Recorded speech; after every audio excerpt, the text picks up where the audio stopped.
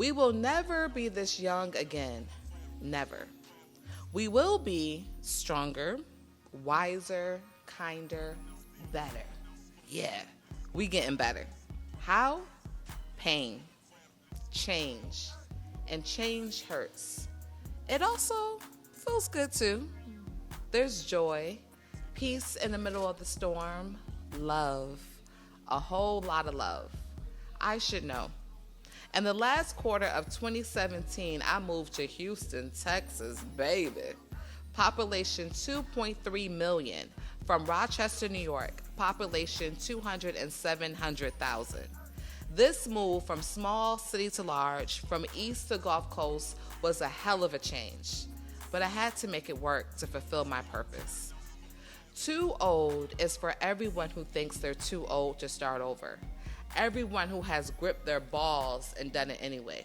Everyone who was scared, everyone who takes risk, everyone living their best lives, and everyone who is tired of letting life pass them by.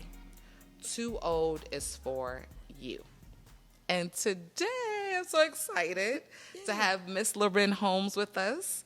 She is a mother, a daughter, a dancer, choreographer, producer, instructor, and curator of vibes. That's a lot. Yeah. It is all true.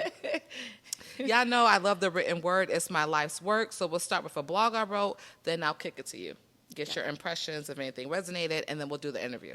Got you. Cool beans. When the telephone didn't ring, I created my own projects. 2 Aquarius seasons ago, I was home naked, screaming at my reflection in the mirror. Bigger, bitch! We need drag queen energy! You see, I was rehearsing my comedy set after binge-watching Pose and Legendary. I was too hyped from the flair, glamour, and theatrics. I couldn't wait to get on stage. But when I got to the open mic, there were more comics there than guests. I contented myself by focusing on a small black man in glasses. He reminded me of RuPaul when he's off stage. I did my set, gave him drag queen energy, and turned to go. The dude in glasses walked my way. You about to do a set? I'm not a comic. Actually, I wanted to talk to you. I have a show. A drag show? I was screaming inside, but I played it cool as we discussed my rate. I rehearsed every day, paid hundreds for styling and makeup, way more than I was being paid. My sister Anna flew in from LA to drag, pun intended, our sister Erica out. She had just had a new baby. Mama Mella's drag brunch was what the S2E02 girls needed. I performed dance, poetry, and comedy. The whole cast was super dope. I learned so much from them. This Aquarius season, I'm prepping my own variety show, Banke's Comedy Cabaret. It's an amusing and arousing array of music, dance, stand-up comedy, skits, and spoken word poetry. But a show is only as good as its guests. I need you there. Yes, you. Banke S2E02 word goddess. So yes, any thoughts on what you heard? So I think the first thing that, so let me start by saying that ever since I've known you, you've always had a really big personality. Okay. So for even you to tell yourself that you need to be bigger, it needs to be bigger, right? I think that's, we put different pressures on ourselves and not already recognizing what we typically have anyways, That's a word. Okay. Catch it. Right. And then, but the first thing that resonated with me was when you said, and I'm really bad with verbatim. Yeah. But essentially, if it doesn't exist, then you need to make it. Right. Yep. And so that's how I've really gone about a lot of like my career choices or the paths that I've taken. Is I had the need for it, but I didn't see it. Yeah. So then I just created it. So let's start talking about that, right? Because you've created like a space for creatives who are also moms, right? What is that called? It's called Creative Moms Connect. Okay. And so what were you looking for that didn't exist before you made this? Okay, so I just had a baby. Picture it. 1969, right. Just had, I'm not going to say her name. Just had my baby. And I wanted to just have like a group of moms that I could just go be around that were, going through the same things that I was going through. So I found some group, and I don't even remember the name, but it was a bunch of moms that didn't look like me, one. And then two, that we really didn't have anything in common. So I was struggling with like what to talk about, it was just a struggle. Oh, thank you, baby. It was a struggle. So I was sitting and thinking, like, I really, really want to be around other mothers, but I can't find a group. And then so I just said, I'm going to make one. So Creative Moms Connect was born in 2022. February was the first meetup. And we did it at Day 6 coffee shop. Very cute. It was so cute. Very demure.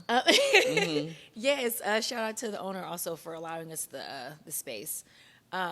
And so I just wanted to bring all of the women that I knew who were creatives or entrepreneurs, together to act as a resource to one another, and to really create some genuine, authentic connections.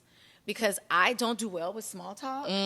Like, I don't do a, shooting the shit conversation. Yep. You want to talk about real things. It's either going to be deep or it's not going to be anything. Yep. So, I feel you. And then, you hear these other groups, like these networking events where it's like, it can get real mean girl, and that's just real not my vibe. transactional. Yeah, it's not my vibe. So, yeah, that's how I was born. So think back to pre-momhood. How have you changed since this motherhood journey?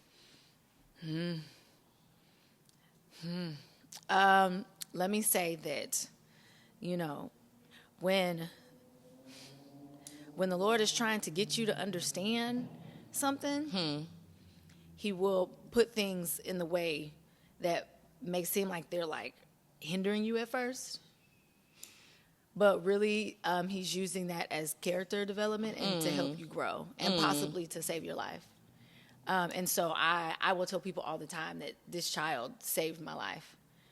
Because, yes, I was dancing. Yes, I was all those things. But, on the inside, I was this grim, dark, individual who had all these mental health issues that I felt like I was going crazy or felt like something was wrong with me, but I couldn't pinpoint what was going on. A bunch of different toxic relationships, just kind of floating in the wind, untethered. People see one thing, but on the flip, it's like, you all have no idea. I could not wake up today and be okay. It was that bad. I feel you. Yeah. What was the fear you had when you first found out? Did you ever wonder if it was possible to still dance and be a mom? Yes. So I was probably maybe going on 5 months pregnant. Yeah. And there was a show that was getting ready to come up. I went to the auditions. No one knew I was pregnant. Because you weren't showing. Well, no. Okay. And I didn't tell anybody. Only close friends knew. And one of my close friends was like, "Lorraine, you're not going to be able to do that. You're not going to be able to do that show. You're going to be 6 months pregnant when the show comes happens." around. Yeah. And I was like, but look at me. Baby, we went back and forth with the producers because I was like, I got it. I could do it. They're like, "Lorraine, that you're going to be a liability." I was like, I was so hurt because I wanted to dance. Right. I like to dance. But then 6 months rolled around and I was like, yeah, they're right. Right, yeah. Everyone was right. So it was it was still jarring, even though I knew that it was more than likely going to be, my reality for a while. Yeah. It was still very jarring every time someone said, "No, you can't," because, How long once you had her did it take for you to get back to dancing? Okay. I went back way too soon. Yes. Why do you say too soon? Physically, it was too soon. Okay. A woman's body doesn't really actually heal from having birth for up to a year. And then they say, you get 3 months off work. Bullshit. Right. So after 3 months, I was back in the gym.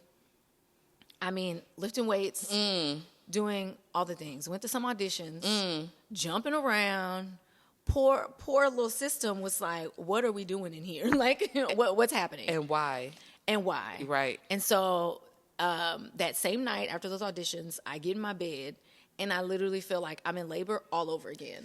Like, I mean, it was terrible. I said, yeah, that was too soon. If I could take it back, I would have waited. It was just too soon. After 3-4 months was too soon. And every woman's body is different. So what are the things you should wait for in order to know that you're okay? You know what I mean? I think that if you feel okay that soon, you should probably still wait. Okay. Because you just don't know. I mean, you whether by cesarean or vaginal, like everything just opened. And now it has to everything has to get back together again. Yeah. You know, you kind of did like a puzzle. Right? So That makes sense. Even if you feel okay, just wait. And did you have her, what kind of birth did you have? Vaginal. Okay. In a hospital? No, at a birthing center. Tell me more. Yeah, so I had a midwife. And I had a doula. And listen, it was a traumatic experience. First off, what made you go that route? And did you get any pushback from your family when you were making those decisions? Yeah, I already know. Pushback, yes. But just because when I got pregnant, I went into this whole like, I want to say health kick. Yeah, but like it's holistic. You know, I started being more conscious of like the things. And so how I wanted to have her was one of them. Like I had a birth plan.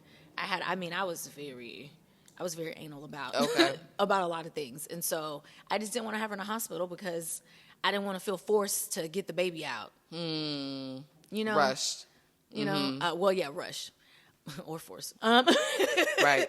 And so, because I had just heard so many stories where moms might be in the room with their daughter and they're like, like your body knows when it's ready to deliver the baby. Like God created us in such a way. Granted, there are emergency situations, but the hospital treats everything like an emergency because they are just trying to get you in and out. Yeah, it's a business model. You know?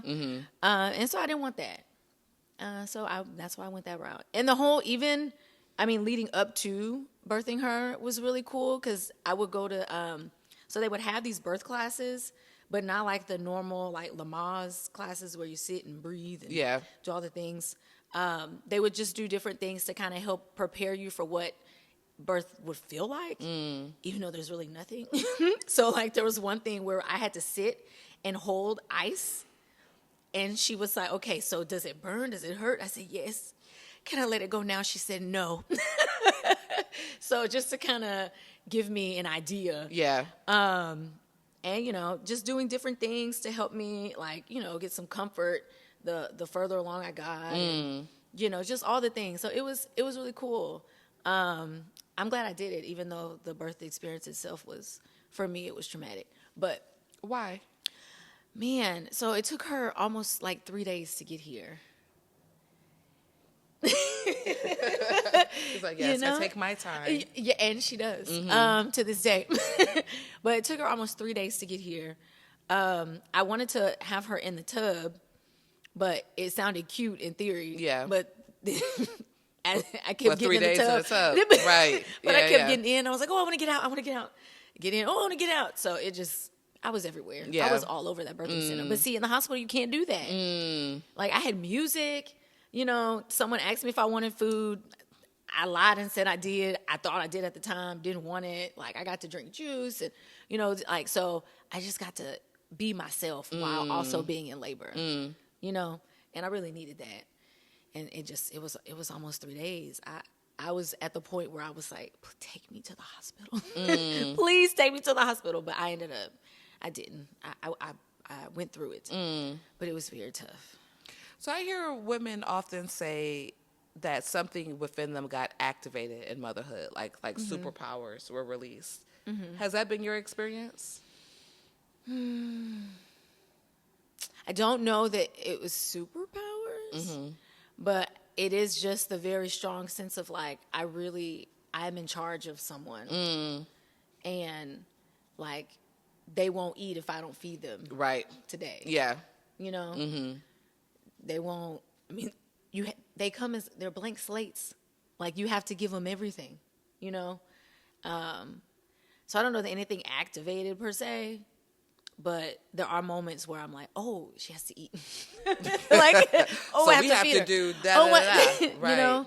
I mean, it should shift your perspective. It should shift how you move. It should do these things. We know for some people it doesn't, you know. Yeah. But it should. What advice do you have for new moms? And specifically dance moms? Oh, man. Be kind to yourself. Be kind to your body, because it's going to not move like it used to, but that's okay. Like there's beauty in that. There's a real maturation that comes with having birthed a human being, and then your body is aware of that. And then so when you go to dance, it's like, oh, I feel different. I feel new, almost, really. So just be okay with falling in love with like your new self, because the old one's gone, boo. That's the word. There's no pulling back. I mean, fall in love with a new one. And it's been beautiful for me. I've created some of my best work since having her. What do you attribute that to? I mean, God, really. Because I don't know where these ideas come from, other than, Right. you know. Since I've known you, it seems like your faith has definitely evolved. Can you walk us through that journey a bit? Man, okay. So without going too far back, because I am a little old. We're going to get all into that. We're going to get all into that word and unpacking it. But I have always been a Christian, kind of sort of by default, because I grew up in church. I'm from Beaumont, Texas, 409. And I never knew that. I love Beaumont people. Yeah. Y'all so genuine. And so I grew up in church. It was a family church. And then... Did you dance in church too? I did not. Okay. I actually used to sing in church. Okay. I was a singer. Multi-talented. I would sing in church. The church was so small, we didn't have like a praise dance team or anything. Got you. And so it was like, you want to sing today? Here's the mic. Right, pass it around. Yeah. Right. And so did that. But, you know, you're in church and like, you're just hearing things, you know. I was like, I don't know what they're talking about. Like, so I'm just here, you know. Were you forced to be there? Sometimes. Okay. A lot of the times. Yeah. I was forced. And then as I got older, I was really being forced then. Like, I did not want to go. Like as a teenager? Okay. I was like, this is boring. This is boring. And when you say small church, how many people would you say? Oh, man. I mean, no more than like 30 people. Oh. So y'all passing the mic and the tambourine. Okay. Listen. All right. Okay. I can see it. Yeah. I mean, it's small. Yeah. And so after graduating high school and then coming to Houston in 2008, I went to TSU. Okay. That's what brought you here. Got you. And so, you know, this right across the street from Wheeler, and I just felt like I needed to go to church because it was right across the street. Right. And I grew up doing it. You just do it out of habit. But I was so far from doing anything godly. I mean, far. Yeah. You talk about by the wayside. I was swimming in the way. Because it's finally being in a big city, finally having your own choices. Okay. Yeah. Gotcha. So I was doing a lot of this and a whole lot of that. Yeah. And I was even dabbling in different like spiritual practices because life was just so dark. I was like, I don't know what to do. Maybe God's not enough. Maybe I need to add something to that. Right. Well, let me help God. Right. You know, in my foolishness. And so, I mean, honestly, it wasn't until I had been going to Wheeler still off and on forever. When people ask me, when did you become a member? I'm like, am I now? Right. You know, but I officially did not become a member until New Year's Eve of 2019. Okay. And honestly, again, this baby, I'm telling you, something happened where it was like, no, if you would really like to experience salvation, like true salvation, you know, like when your time comes, you have to start, like, because I would always tell myself, oh, well, when I'm ready, then I'll Like, no, I got to get right first. I gotta like Right. how you gonna get right? How you gonna get right? You know, it's definitely it's a place for sick people. If we was all well, then we wouldn't need to go. You know, That's the word. so yeah, it was a ride prior to that, and I mean even now I still like have a lot of struggles with things, but now I feel convicted about stuff a whole lot more. I'm like, Isn't it annoying? Stuff I used to just be able to pop this and be okay. you know, and I'm like, oh. Aw, that is wrong. You right. Know? Yeah. You know, so it's been a ride, but I'm thankful to be where I am now. You know, How did you find dance, or how did dance find you? I started when I was 7. In Beaumont. Yep, I was in elementary school. There was a dance program that was happening after school, like randomly. My mom signed me up because she just would kind of sign me up for stuff, you know. You need something to do. You need something to do. I ran track. Then she had put me in track when I was like 5. You were a sprinter. I was doing like summer track, you know. And then she put me in that, and I was like, oh, I really liked it. So just so happened, my best friend at the time, her mom owned a dance studio, which we knew this, but I didn't, you know. Yeah. Just didn't have an interest in dance until I got put in that after school thing. And then the rest is history. I'd never want to stop. Like, I lived at that studio. And it takes such discipline. So what made you, and push your body, the pain points, all these things, what made you keep going? Like you said, you lived in that studio. What was that drive? Honestly, my dance studio director, her name was Miss Lisa. And she was like a second mom. But and again, because me and her daughter were also best friends. So I was always at her house. I mean, like, I admired her. You know, like, it's like I felt like when she was walking into a room, she was like gliding. Like I felt like her feet never touched the ground.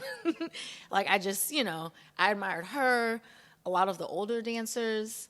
And I was just like, I want to be that good. Like, I want to be that good. You know? Do you remember having a moment where you felt like, oh yeah, I got this? Man. Like, I'm that good moment. Honestly, I don't think I had that moment until, so I had like 2 left feet, probably up until I was like 11, 12. So it took a minute. Yeah. And then I got moved to the advanced classes. Now, granted, do I think I was advanced? No. But looking back on it now, I know that she was just pushing me because she saw something. She didn't know what she saw. She didn't know she was, you know, training up a choreographer. And she had no idea. But I knew she saw something. And so I was struggling in the advanced class. I mean, crying. Like, listen, if I couldn't get something, tears, I gotta go to the bathroom. Like, you know, cry down the bathroom, go back to the bar, try again, you know. So I think it was then where it was like, okay, this woman, she has to see something in me. So now I'm really about to work really hard. Where are some of the places dance has taken you? Oh,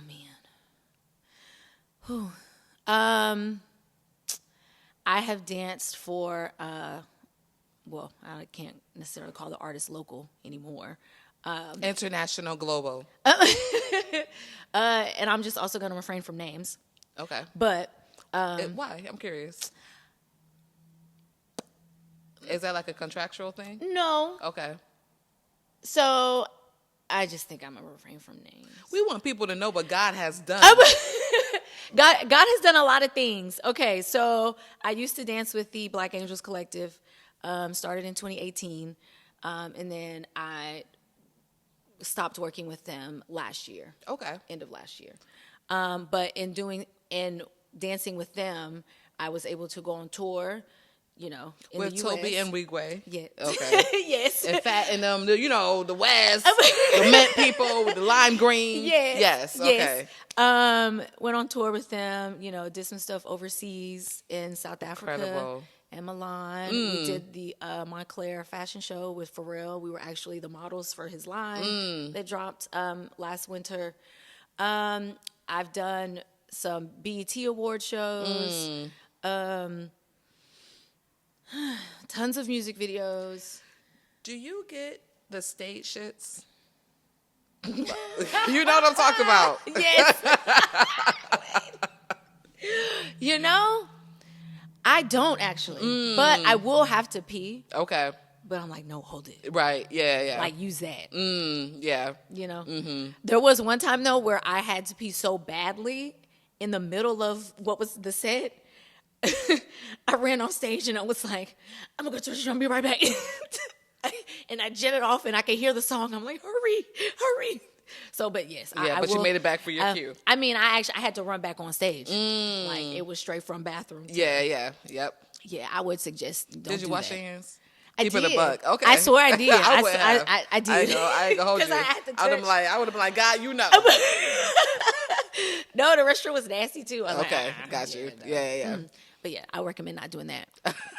just hold it or go before the show because I was stressful and I was stressed out in the bathroom, baby. Because if you miss that cue, don't go on. Yeah, you missed it. But it's just amazing the physical reactions we have to these huge moments. You know, what is your? Oh, we did Coachella too. You did Coachella too. We did Coachella too. What is your process mentally before?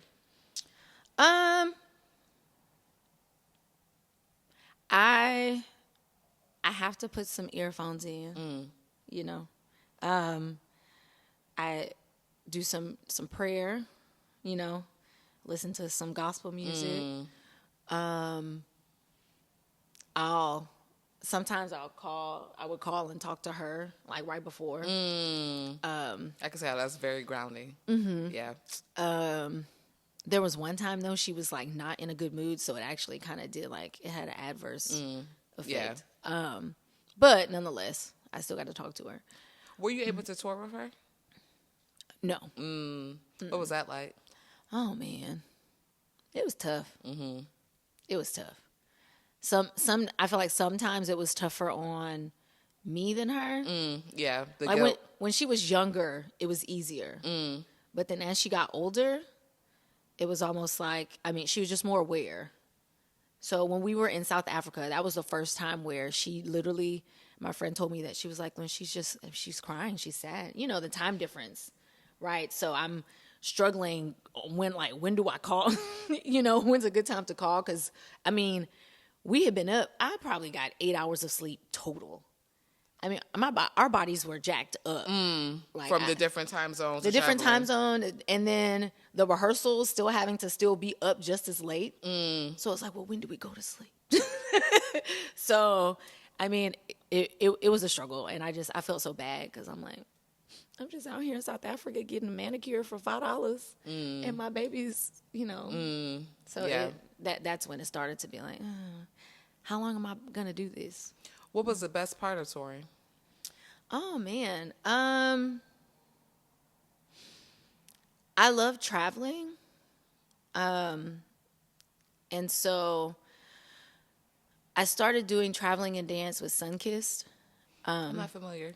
Sunkissed, we're now Sunkissed Dance Concepts, but it used to be Sunkissed Dance Theater. Okay. The director's Chris Thomas. He goes by Young Chris. Okay. And I'm the assistant director now. Hello.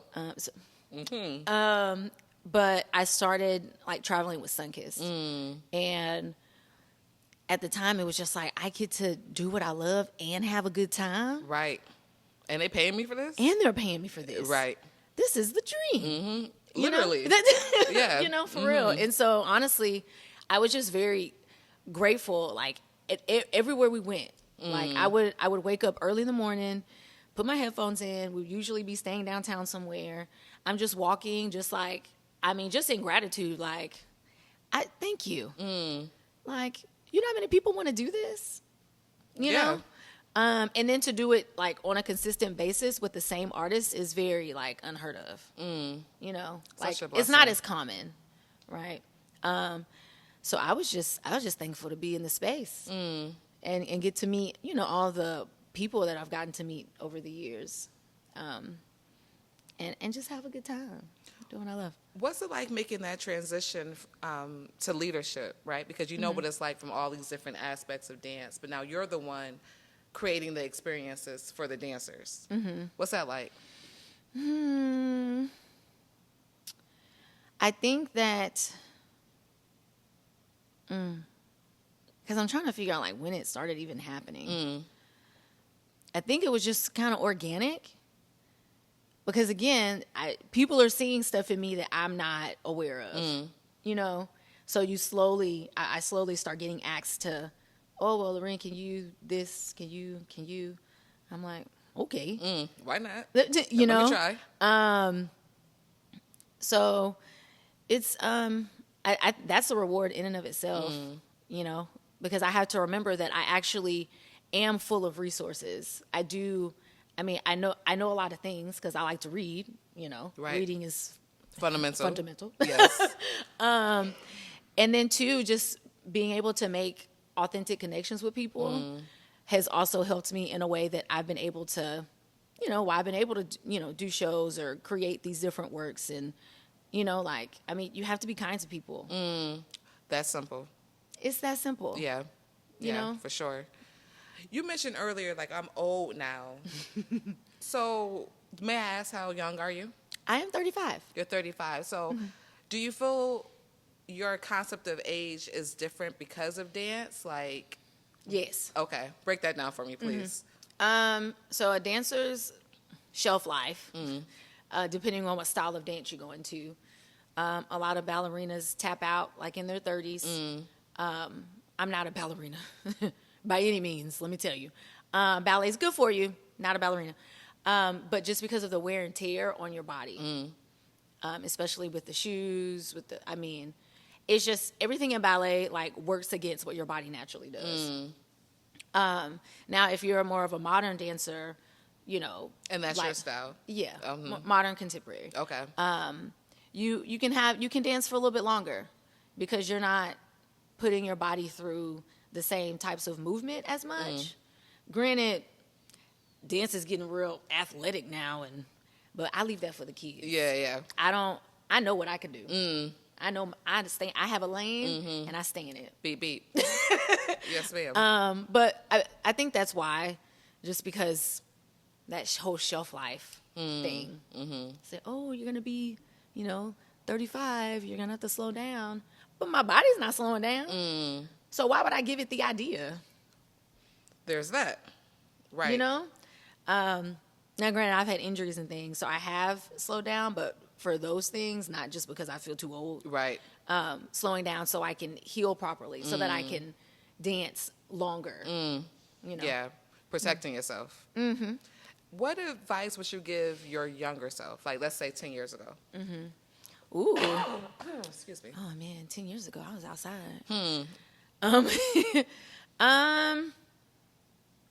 Man. Ooh. What would I tell me 10 years ago? Let me slow down. Okay. I think that I would tell myself, you don't have to be where everybody's at. Some rooms are not, you're not in some rooms because those are not the rooms you're supposed to be in. Like, you know, you walk up to the table and there's no seat because that's not your table. And that's okay. That's okay. Okay, received. You know? Constantly have that conversation with myself. Yeah. Yeah, because I think this industry, or maybe just in general, right, is the grass is always greener and things like that. But even after the Diddy thing, I'm like, just realizing how much protection there is in no's, right?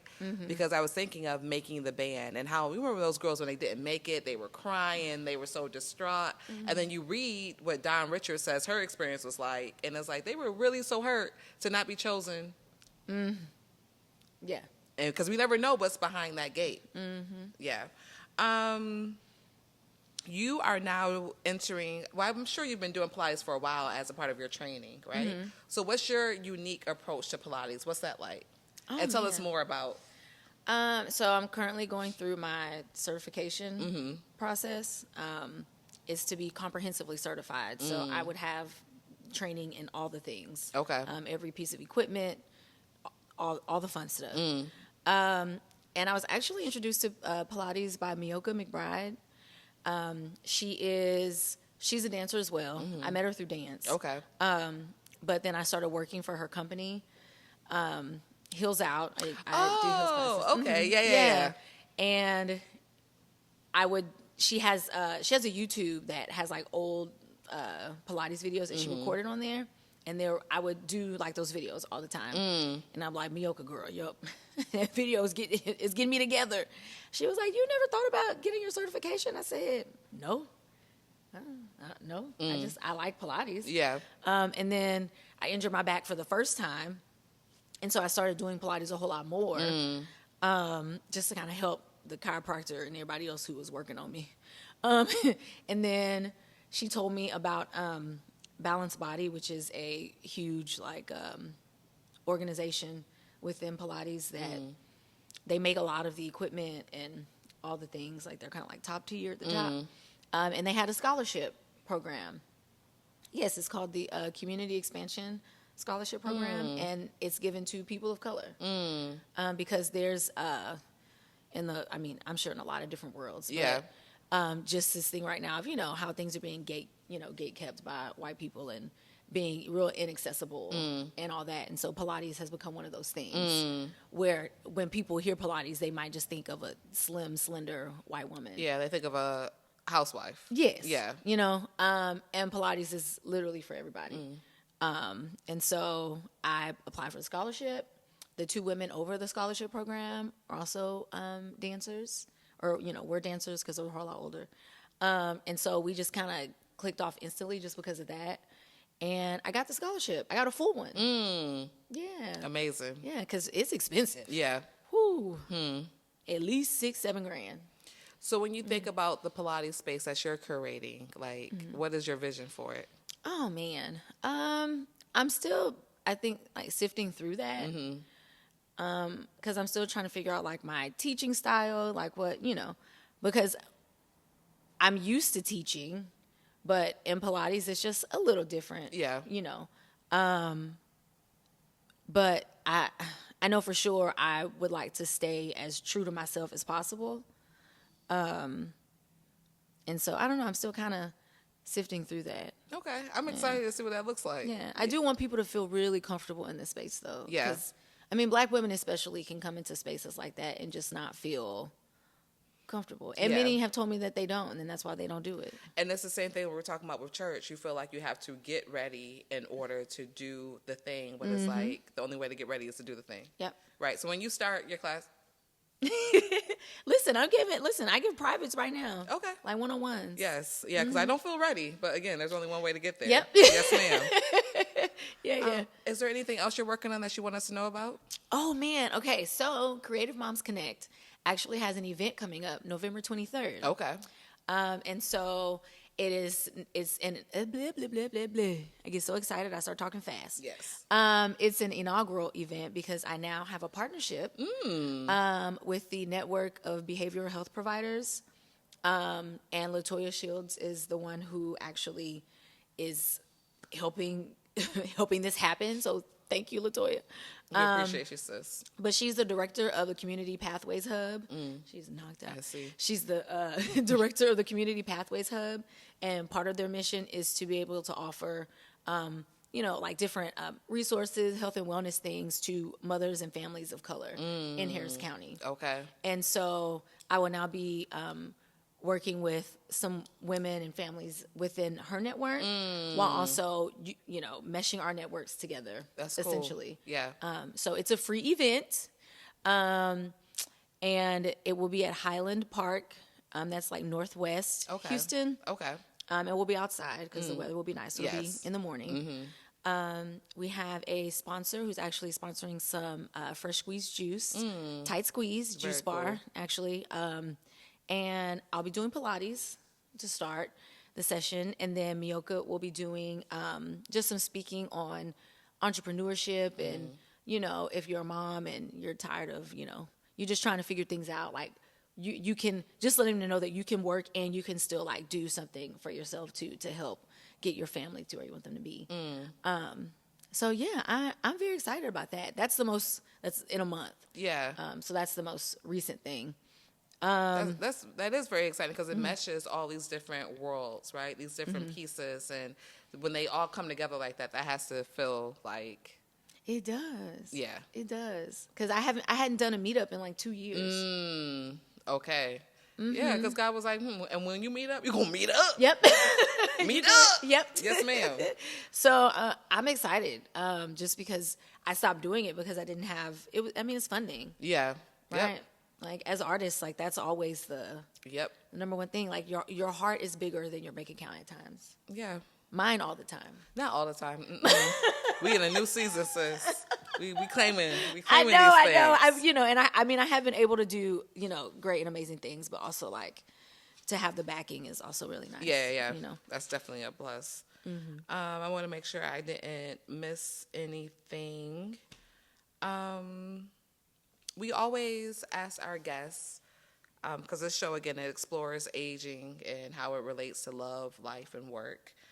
Do you find yourself in regards to dating or relationships, like, is it different now at 35? Like, you notice any distinctions? Yes. I don't have time. Yeah. I don't have time for the foolishness, if you, listen, leave me alone. If you know your intentions are not pure, leave me alone. Not even good, pure. Right. Leave me alone, because I got stuff to do. Yeah, I feel that. Leave me alone because I have stuff to do. Yeah. And then having her also completely shifts dating as well. Because I'm like, first off, are you a creep? Right. Because I don't want to go to jail. Right. And so I think the thought has become so exhausting that I'm not dating right now. Got you. She's dancing already. What's that like for you? Oh, man, it's so cool. It's so cool. Because it's like, is it kind of like deja vu in a way? She started younger than me. Because I was 7, she was 3. So I already feel like she got a leg up. She has a leg up. What made you start her at 3? Just to see if she would do it at 3. Yeah. And she actually, she enjoys it. And she's good at it. It's no surprise. Right. She's better than me. I hear you. Already. I'm very impressed. I'll share this story, and I'm probably going to share it until she graduates college. But, or if she chooses college, I don't know. But it was competition season. It was their last competition they did in New Orleans. And their dance, they had robes on. And it had Velcro. And then at some point, they ripped the robe off and had this cute, like, little polka dot bikini situation. It was so cute. Well, her robe, apparently, at some point backstage, I guess, was shifted around. So when they came out, the robe had started to, like, slide down. And so I was in the back like, oh, my God, no. Like, her robe. But that baby kept dancing. The robe was just slowly, and she was still dancing. Full out. Yes, and then when it was time to take it off, she just grabbed it from where it was and threw it off. Didn't miss a beat. That's professional. How are you that professional at 4? I know actual professionals that would have probably lost it. If not on stage, off stage. And she just got off, and she was like, well, Mommy, my teacher said if it falls off to just keep going. Simple. All right. Right. So very, she's pretty impressive. She's been dancing from the womb. Right. Right. She really has. Yeah. What's something you're too old for? Drama. Like unnecessary drama. Distractions. Yes. Because why? Is it going to matter 5 years from now? Or 5 months from now? What's something you're not too old for? Oh, man. Quality time. I think like sitting in a space with a person and we don't even have to be talking about anything. I just like sharing the space with people. Presence. Well, thank you for sharing your space and time with us today. Yay. This was a special treat. Definitely want to give you your flowers. I think from when we met, it's just energy, you know. It's amazing to see people performing at, you know, such a high level and still having fun and still being relatable and accessible, you know. And when we were doing that brunch show together, it was just like, oh my God, like you and Adrienne Mamamela and Kim Trells and the singers, and it was like everybody's like the top, you know what I mean? Yeah. And just to see where God has taken everyone, it's amazing. So again, thank you for being here. Yeah, thank you for having me. Of course, we love y'all. God bless. Bye.